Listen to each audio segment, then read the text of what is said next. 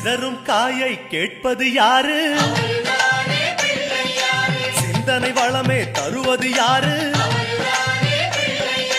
மோதகம் கேட்கும் கடவுளும் யாரு? சாதகம் செய்யும் சாமியும் யாரு? பாகும் பருப்பும் கேட்பது யாரு?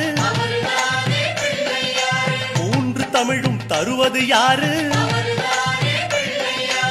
பரமேஸ்வரியின் தலைமகன் யாரு? அவரும் வாழ்வது எங்கே கூறு?